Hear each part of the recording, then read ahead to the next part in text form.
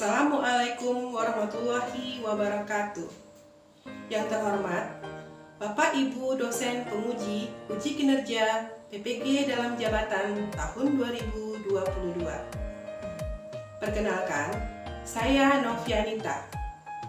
Saya mengampu mata pelajaran sejarah di SMA Negeri 1 Tebing Tinggi, Kabupaten Kepulauan Meranti, sekaligus sebagai mahasiswa PPG dalam jabatan tahun 2022 kategori 1 di LPTK Universitas Muhammadiyah Metro Lampung.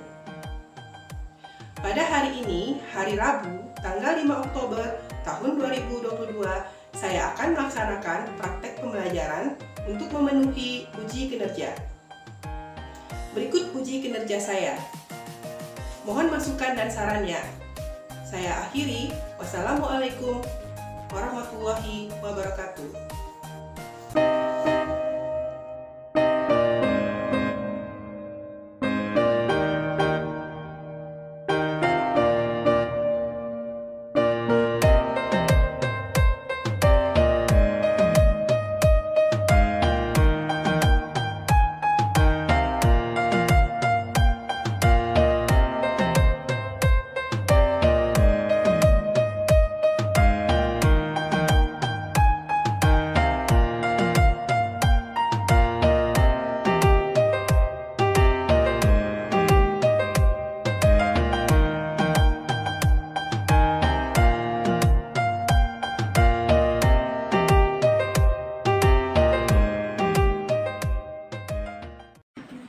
Assalamualaikum warahmatullahi wabarakatuh. Waalaikumsalam warahmatullahi wabarakatuh.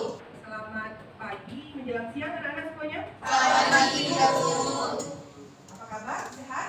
Alhamdulillah, luar biasa. Allahu Akbar. Semoga dalam kondisi sehat walafiat itu semua kita layak.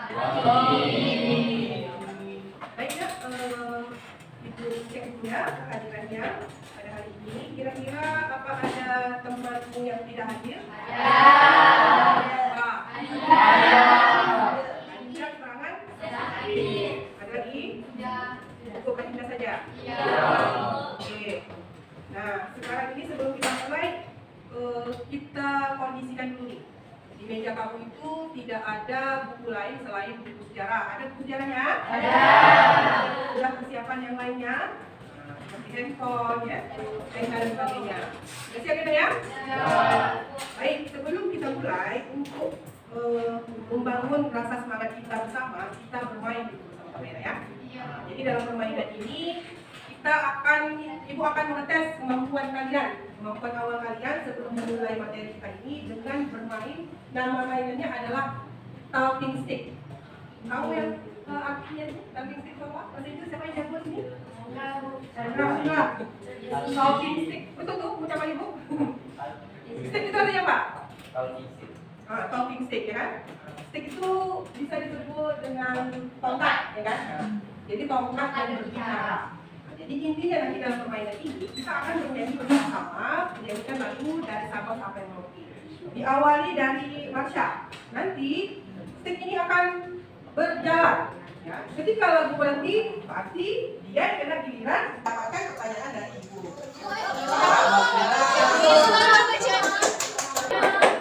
Ya, bisa nggak?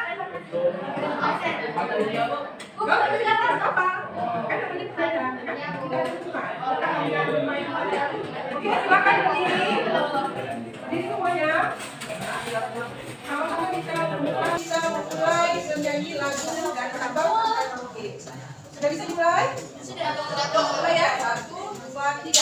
Dari Sabang sampai Merauke, berjajar pulau-pulau, sambung menyambung menjadi satu. Itulah Indonesia, Indonesia tanah airku. Aku berjanji padamu.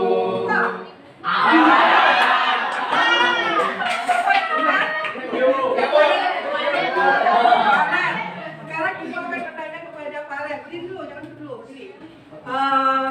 Bagaimana respon awal bangsa Indonesia Mencegah masuknya Jepang ke Indonesia. Menyambutnya dengan baik. Yang dengan baik. Setelah itu, respon awalnya yang bukan baik ya. Itu aja. Kasih apa itu?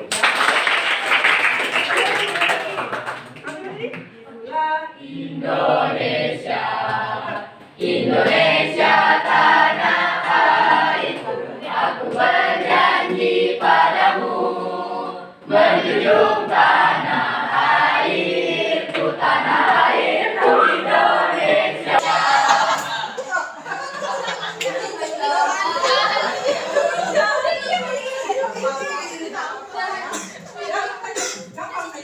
Pertanyaannya adalah, coba kamu sebutkan apa arti dari Romusa. Kerja bangsa. Pekerja bangsa. Apa lagi? Satu lagi.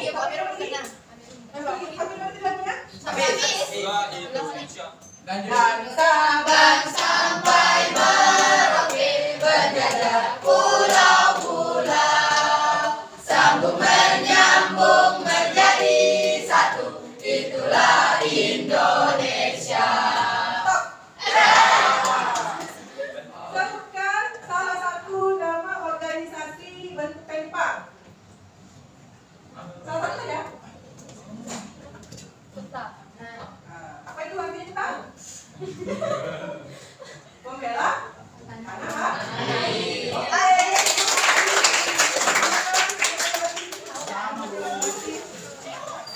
Siapa mana? Itu juga tidak dikenal. Itu hanya permainan. Itu hanya menjadi kemampuan kalian dan apa dalam mempelajari budaya Jepang. Nah baik, kita lanjutkan. Itu akan menampilkan akan diperhatikan.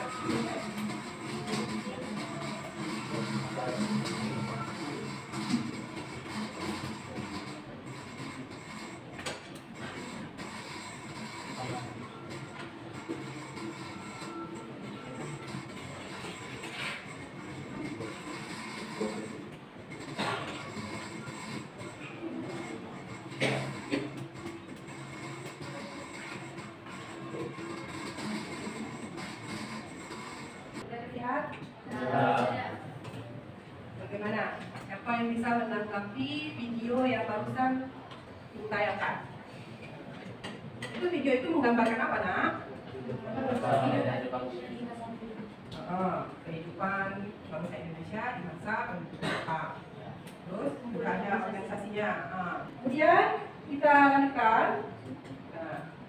Sebelum Ibu melanjutkan kepada materi kita, ya, kita harus tahu dulu manfaat mempelajari materi tentang perkembangan pendidikan. Ketidaksatunya karena memang masalahnya adalah datang dari bangsa Indonesia sendiri. Karena pada zaman dahulu karena wilayah Indonesia ini berada di kepulauan yang masih bersifat kedaerahan perjuangannya. Namun setelah adanya organisasi, barulah mereka menjadi bersatu. Nah itu perlu kalian ketahui ya. Kemudian, kompetensi dasar. Ada pun kompetensi dasar, yaitu menganalisis sifat pendudukan Jepang dan respon bangsa Indonesia. Nah, itu untuk kompetensi pengetahuan. Kemudian untuk kompetensi keterampilan, menalar sifat pendudukan Jepang dan respon bangsa Indonesia dan menyajikannya dalam bentuk cerita sejarah. Nah, adapun indikatornya adalah yang pertama, menganalisis proses masuknya Jepang ke Indonesia. Yang kedua, menganalisis respon bangsa Indonesia terhadap pendudukan Jepang. Yang ketiga, menganalisis perkembangan pendudukan Jepang di Indonesia. Keempat, menganalisis jenis organisasi militer dan semi militer buatan Jepang di Indonesia. Yang kelima, membuat infografis dengan tema organisasi pendudukan Jepang menggunakan media kanva. Nah, yang kelima ini adalah yang keterampilannya ya. Kemudian yang keterampilan keduanya itu menyajikan hasil analisis dengan tentang perkembangan pendidikan Jepang di Indonesia. Nah, itulah indikator yang akan kalian capai pada proses pembelajaran kita pada hari ini. Nah, kemudian berikutnya tujuan pembelajaran dan KKN. Nah, adapun tujuan pembelajaran kita pada hari ini adalah yang pertama, peserta didik mampu menganalisis proses masuknya Jepang ke Indonesia dengan baik dan benar. Yang kedua, Peserta didik mampu menganalisis respon bangsa Indonesia terhadap pendudukan Jepang dengan baik dan benar. Ketiga, peserta didik mampu mempresentasikan hasil analisis tentang perkembangan pendudukan Jepang di Indonesia secara berkelompok dengan baik, benar, dan kreatif. Yang keempat, peserta didik mampu membuat infografis dengan tema organisasi bentukan Jepang secara berkelompok dengan baik, benar, dan kreatif. Yang kelima, peserta didik mampu menyajikan jenis organisasi militer dan semi militer buatan Jepang di Indonesia secara berkelompok dengan baik dan benar. Nah, jadi ini harapannya kalian nanti bisa mencapai semua tujuan pembelajaran ini. Ya? Misalkan itu bisa. Kemudian untuk KKM-nya, ya, kriteria ketuntasan minimum, kalian itu berada di angka 70. Jadi kalau di bawah, berarti harus ngulang. Tapi kalau di 70, tuntas. Apalagi kalau sudah lebih tinggi, itu lebih baik. Oke, kita lanjutkan. Nah, adapun cakupan materi kita pada hari ini adalah tentang perkembangan pendudukan Jepang di Indonesia dan organisasi-organisasi bentukan Jepang. Nah, minggu lalu kita sudah membahas apa? Tentang kedatangan bangsa Indonesia, kedatangan bangsa Jepang dengan propagandanya serta respon bangsa Indonesia. Respon bangsa Indonesia awalnya baik, namun lama-lama orang Indonesia ikut kebenci. Karena siapa? Karena apa? Berlaku semena-mena atau semena-mena. Jadi itu yang membuat orang Indonesia itu berbolak balik hatinya, ya, dari menerima kemudian menolak. Nah, sekarang kita akan bahas tentang perkembangannya serta organisasi-organisasinya. Nah, kita lanjutkan ya. Nah, ini kan kita sudah membentuk kelompok nih minggu lalu. Sekarang Ibu minta kalian bergabung ke kelompok kalian masing-masing. Nah, nanti Ibu akan bagikan dalam KPD dan bahan ajarnya. Silakan seperti biasa di sini kelompok 1, kelompok 2, kelompok 3, kelompok 4, kelompok 5, dan kelompok 6.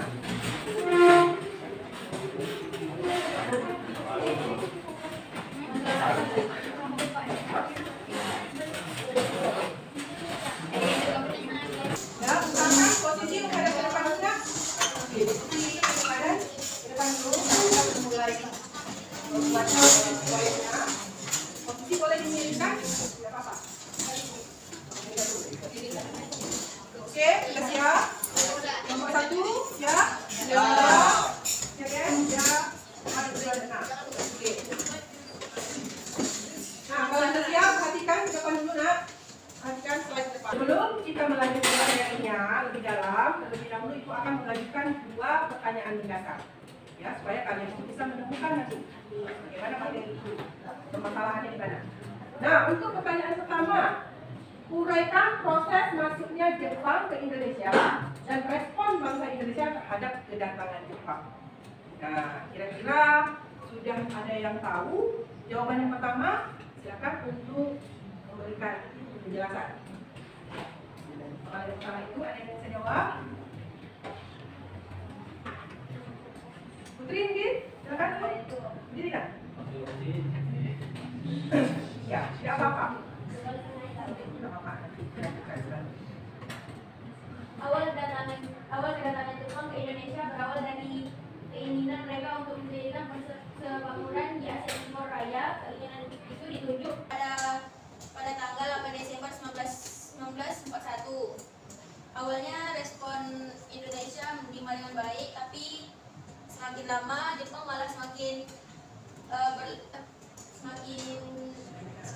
semena-mena hingga Indonesia kurang suka sama perlakuan Jepang. Oke, kasih hapus. Nah, tambahkan lagi. Di proses awal kedatangan Jepang itu adalah Jepang itu pertama kali datang ke wilayah Indonesia itu adalah pada tanggal 11 Januari tahun 1942, tepatnya di Tarakan, daerah Kalimantan. Nah, jadi dari situlah awal mulanya Jepang itu menguasai wilayah-wilayah Indonesia lainnya secara perlahan demi perlahan. Karena diawali dari Tarakan tadi.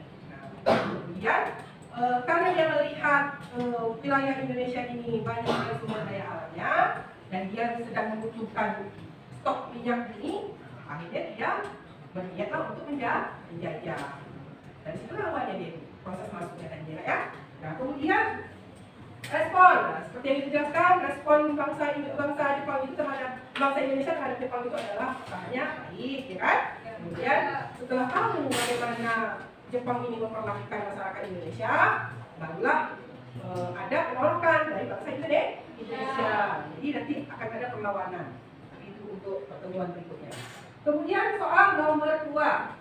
Mengapa Jepang membentuk organisasi militer dan semi militer di Indonesia? Ayo silakan, siapa bisa jawab? Silakan, silakan.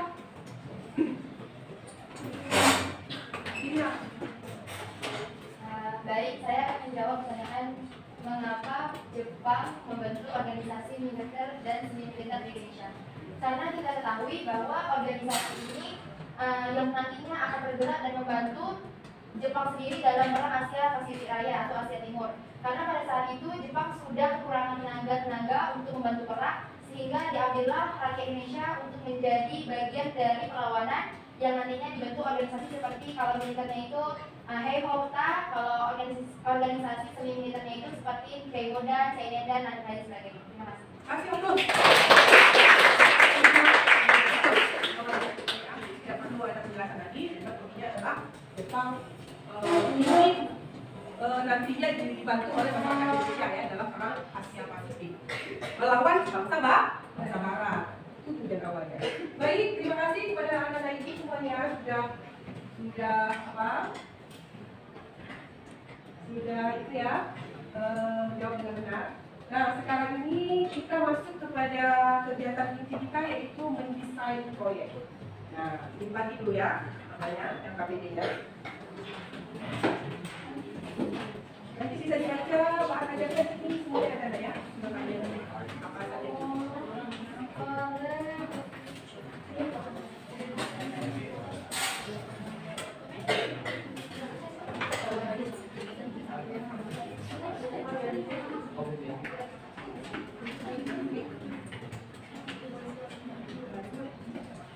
Ya, silakan kalian melihat kata bedanya serta aku akan membacakan kata-katanya.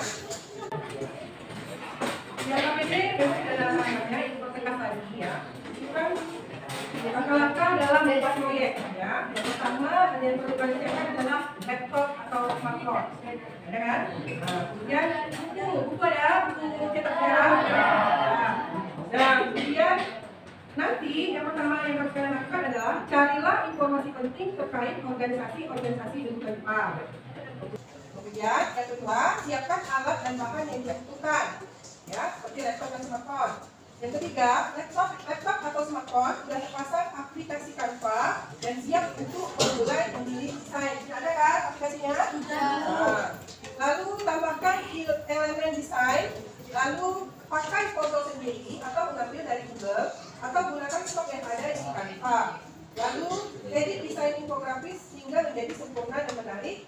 Setelah itu hasil karya yang dibuat dikirim ke guru melalui WhatsApp. Nah setelah dikirim presentasikan hasil proyek itu di depan. Ya menggunakan slide yang ada di depan. Paham kan?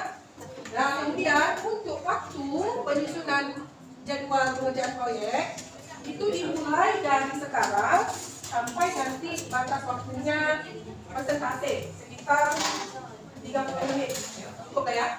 Kalian kan sudah pandai bermain Canva dulu. 30 menit atau 30 menit.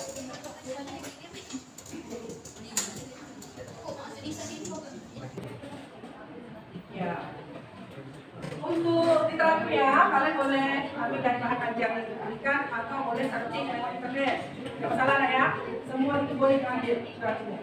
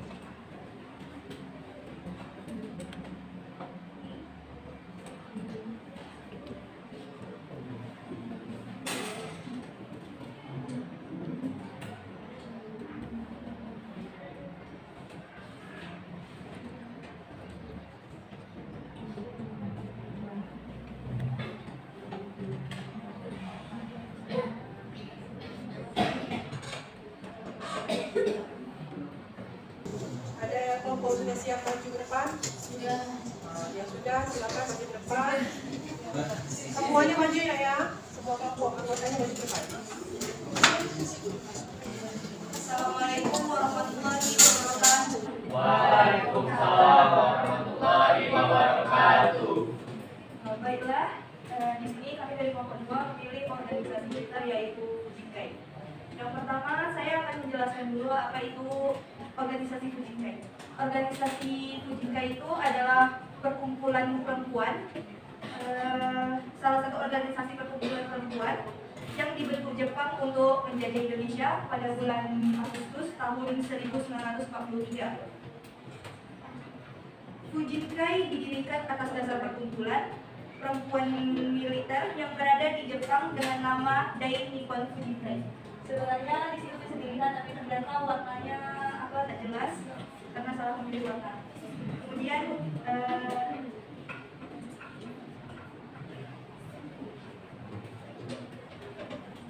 Kemudian Fujinkai menjadi satu-satunya organisasi perempuan yang diizinkan oleh pemerintahan pendudukan Jepang.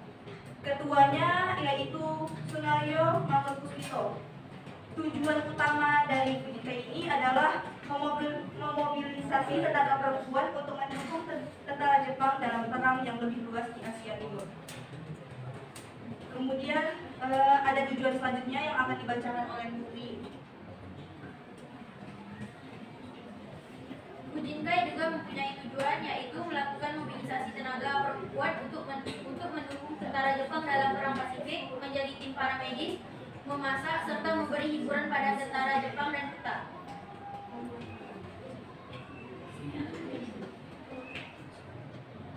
Terus akan dibacakan oleh Hidayah tentang KPD tentang dari nomor 1. Analisislah kebijakan pemerintahan Jepang dalam bidang politik. Pada masa pendudukan Jepang, pemerintahan Jepang selalu mengajak bekerja sama golongan-golongan nasionalis. Hal ini jelas berbeda dibandingkan pada masa pemerintahan Hindia Belanda. Saat itu golongan nasionalis selalu dicurigai. Golongan nasionalis mau bekerja sama dengan pemerintahan Jepang karena Jepang banyak membebaskan pemimpin nasional Indonesia dari penjara seperti Soekarno, Hatta, dan juga Sujardir. Mungkin hanya itu materi Fujinkai. Apa ada yang bertanya? Siapa yang Anda? Assalamualaikum warahmatullahi wabarakatuh. Waalaikumsalam warahmatullahi wabarakatuh. Saya dari kelompok 5 yang bertanya, apakah Fujinkai termasuk organisasi TNI militer? Apa tadi? Boleh diulang? Apakah Fujinkai termasuk organisasi TNI militer? Saya ingin menjawab pertanyaan dari kelompok 5. Fujinkai merupakan organisasi semi-militer yang dibentuk oleh Jepang bulan Agustus 1943. Organisasi yang bertugas sebagai barisan wanita tersebut beranggotakan para wanita yang berusia 15 tahun ke atas.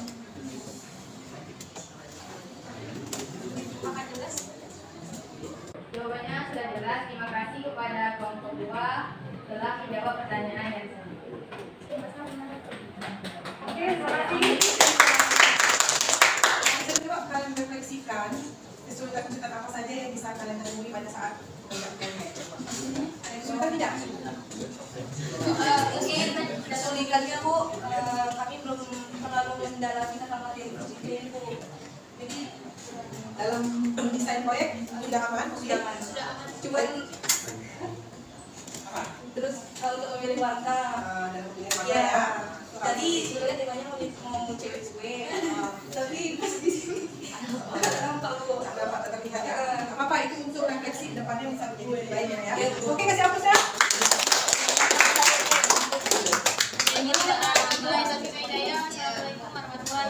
Waalaikumsalam warahmatullahi wabarakatuh. Mari lanjutkan kelompok. Assalamualaikum warahmatullahi wabarakatuh. Waalaikumsalam warahmatullahi wabarakatuh. Selamat siang semuanya. Ya. Kami dari kelompok 1. Kami di sini akan menjelaskan tentang organisasi pemerintah Jepang, yaitu salah satunya PUTERA. Nah, mungkin ini akan dibahas oleh teman-teman aliran dunia. Baiklah, PUTERA merupakan pusat tenaga kerja rakyat. PUTERA ini dibentuk oleh pemerintah Jepang di Indonesia pada tanggal 16 April 1943. Dipimpin oleh 4 serangkai, yaitu Insinyur Soekarno, Ki Hajar Dewantoro, Mansur, dan Muhammad Hatta. Struktur organisasi PUTERA dari pusat hingga kedaerahan. Tujuan PUTERA dibentuk adalah untuk membujuk kaum nasionalisme dan kaum intelektual untuk mengabdikan pikirannya, dan diharapkan dengan adanya pemimpin, orang Indonesia akan mendukung penuh kegiatan ini. Jadi, Jepang memanfaatkan para pemimpin yang memiliki intelektual untuk mempersuasi rakyat untuk bergabung dalam membantu Jepang untuk melawan sekutu pada Perang Asia Timur Raya. Tidak hanya untuk perang, PUTERA ini juga bekerja di bidang ekonomi dan sosial. Mungkin tidak terlihat karena kondisi penerangan, cuman pada infografis sudah tertera jelas apa saja yang penting-penting di dalam organisasi PUTERA. Perlu kita ketahui bahwa PUTERA merupakan organisasi yang mandiri karena tidak didanai Jepang, hanya difasilitasi radio. Perkembangan kedudukan Jepang di Indonesia. Dari sisa kebijakan pemerintahan Jepang dalam bidang sosial. Kebijakan pemerintahan Jepang dalam bidang sosial adalah stratifikasi sosial masyarakat yang salah satunya yaitu 1. Penempatan golongan pribumi Indonesia atas golongan Eropa. 2. Penempatan golongan Eropa di atas pribumi Indonesia. 3. Penempatan golongan pribumi Indonesia di atas Jepang. 4. Penempatan pribumi di Indonesia di bawah golongan Eropa. Jadi, pemerintahan Jepang saat itu mencetus kebijakan moneter. Selain berusaha, Jepang juga membentuk Dukun Lanku. Dukun Lanku adalah tenaga kerja perempuan yang direkrut dari berbagai negara Asia seperti Indonesia, China, dan Korea. Jadi teman-teman, organisasi PUTERA ini meskipun kegiatannya terbatas, para pemimpin PUTERA memanfaatkan media massa yang disediakan untuk mengikuti dan mengamati situasi di dunia luar serta berkomunikasi dengan rakyat. Karena PUTERA tidak menguntungkan Jepang, PUTERA hanya bertahan selama setahun, lalu dibubarkan dan diganti dengan Jawa Hokukai. Ada yang ingin bertanya? Saya ingin bertanya, mengapa organisasi PUTERA akhirnya disebarkan oleh Jepang? Kasih dalam biaya.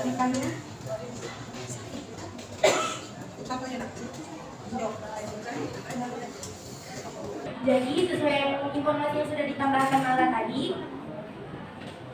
PUTERA dibubarkan Jepang karena PUTERA tidak menguntungkan Jepang. Maka dari itu PUTERA hanya bertahan selama setahun dan diganti dengan Jawa Hokai. Tidak menguntungkan di sini. Hal ini dikarenakan kan tujuan dari Jepang adalah menang melawan sekutu di Perang Asia Timur Raya. PUTERA ini tidak terlalu menguntungkan Jepang, makanya dia dibubarkan. Dalam hal tidak menguntungkan itu adalah kita lihat organisasi PUTERA ini yang menjadi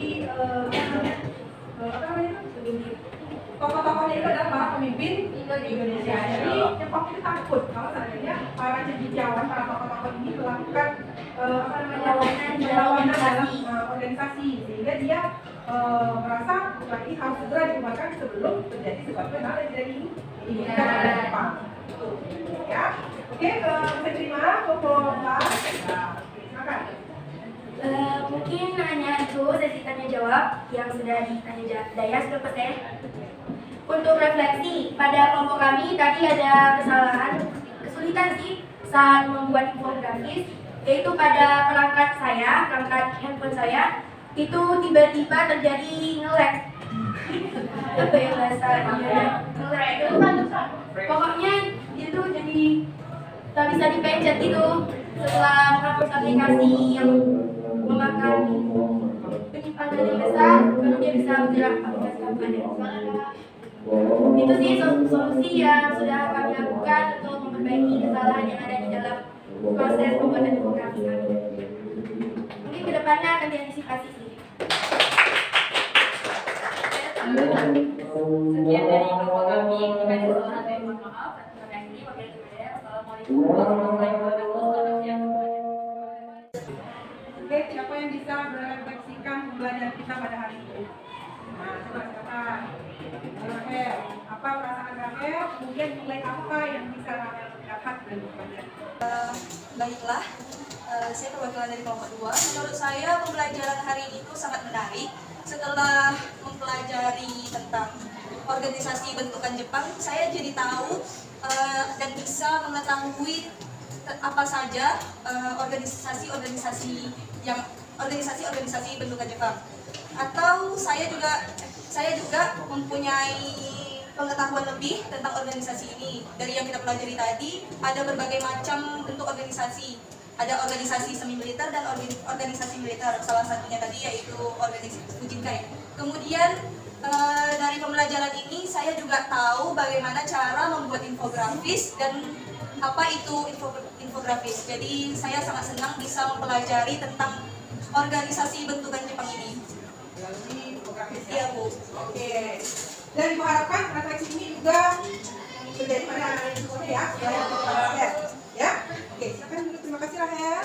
Yang sudah mewakili. Kita sudah sampai ke penghujung pembelajaran kita pada hari ini. Nah, silakan siapa yang bisa memberi kesimpulan dari proses belajar kita pada hari ini. Silakan sampaikan. Oh ya, bisa. Silakan. Baiklah. Kesimpulan yang bisa kita dapatkan dari pembelajaran hari ini yaitu mengenai organisasi bentukan Jepang.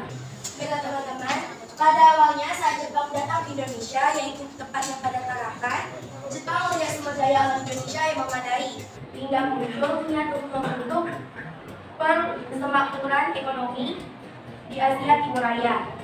Untuk merealisasikan tujuan mereka membentuk organisasi-organisasi, baik itu militer, non-militer, semi-militer, seperti yang sudah dibahas tadi, yaitu Seigodan, Kegodan, Tutera, Peta, dan lainnya. Terima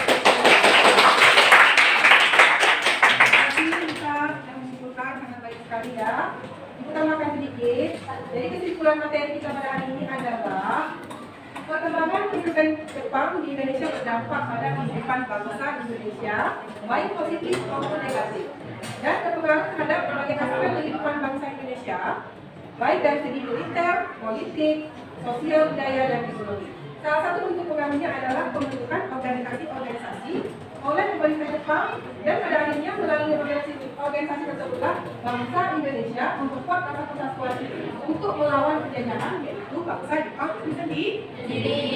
Jadi pada dasarnya organisasi yang dibentuk oleh Jepang itu menjadi diperak oleh bangsa Jepang itu sendiri.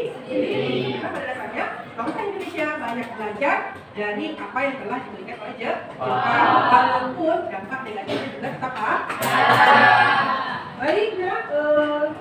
Saya rasa selesai sampai di sini. Dan sebelum itu seperti biasa kita akan mengadakan evaluasi. Nah, evaluasi itu akan kirim soal di Google Form. Ya, ini ada. Silakan nanti ada yang kerjakan.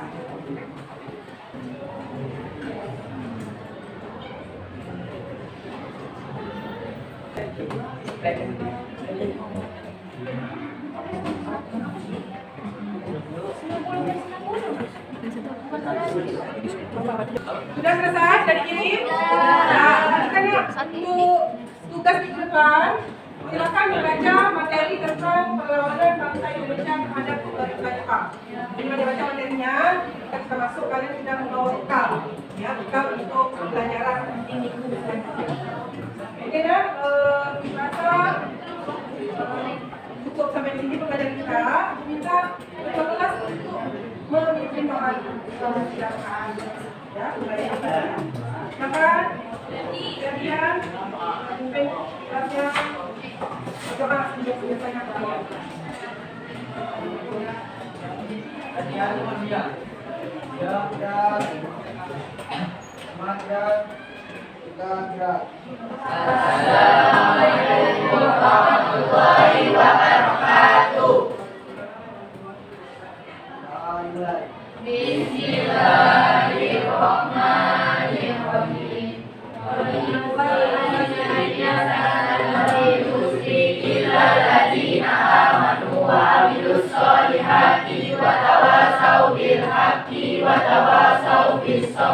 Amin. Assalamualaikum warahmatullahi wabarakatuh. Waalaikumsalam